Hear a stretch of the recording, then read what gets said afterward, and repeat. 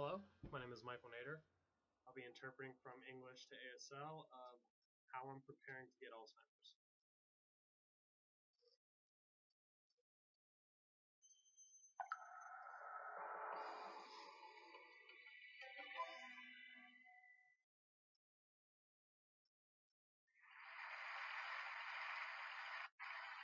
I'd like to talk about my dad. My dad has Alzheimer's disease.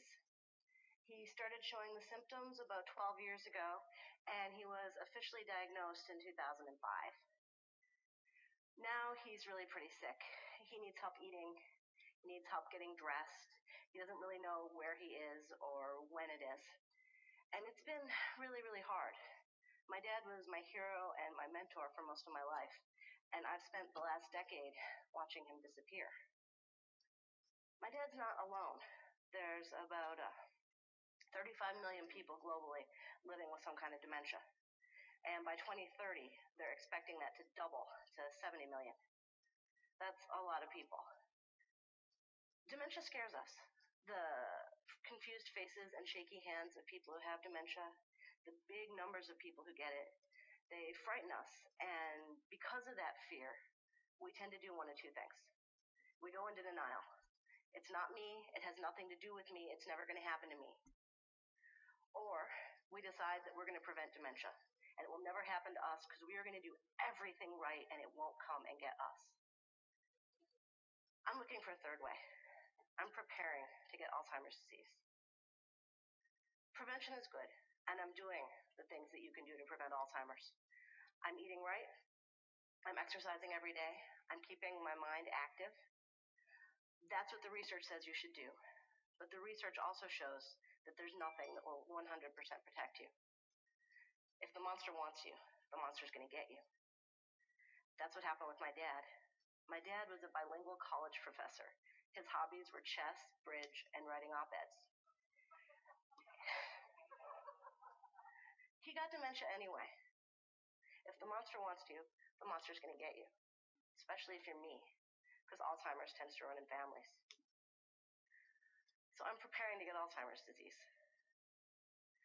Based on what I've learned from taking care of my father and researching what it's like to live with dementia, I'm focusing on three things in my preparation.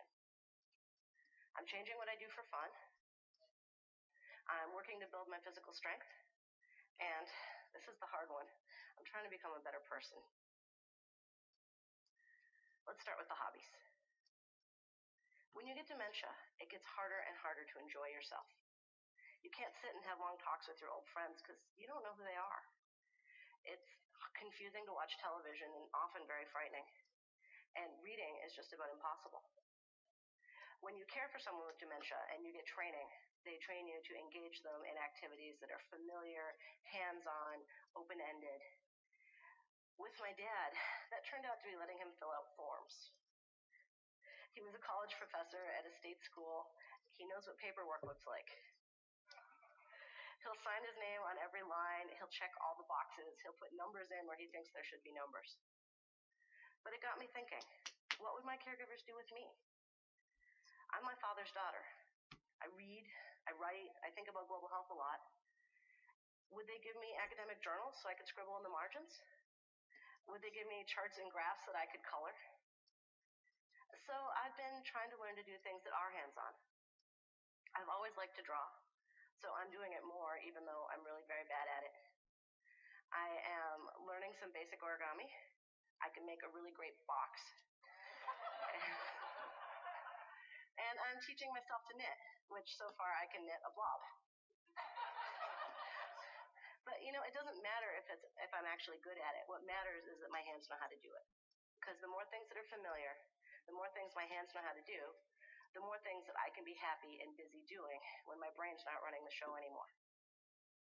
They say that people who are engaged in activities are happier, easier for their caregivers to look after. It may even slow the progress of the disease. That all seems like win to me. I want to be as happy as I can for as long as I can. A lot of people don't know that Alzheimer's actually has physical symptoms as well as cognitive symptoms. You lose your sense of balance, you get muscle tremors, and that tends to lead people to being less and less mobile. They get scared to walk around. They get scared to move. So I'm doing activities that will build my sense of balance. I'm doing yoga and Tai Chi to improve my balance so that when I start to lose it, I'll still be able to be mobile. I'm doing weight-bearing exercise so that I have the muscle strength so that when I start to wither, I have more time that I can still move around. Finally, the third thing, I'm trying to become a better person. My dad was kind and loving before he had Alzheimer's, and he's kind and loving now. I've seen him lose his intellect, his sense of humor, his language skills. But I've also seen this. He loves me. He loves my sons. He loves my brother and my mom and his caregivers. And that love makes us want to be around him even now, even when it's so hard.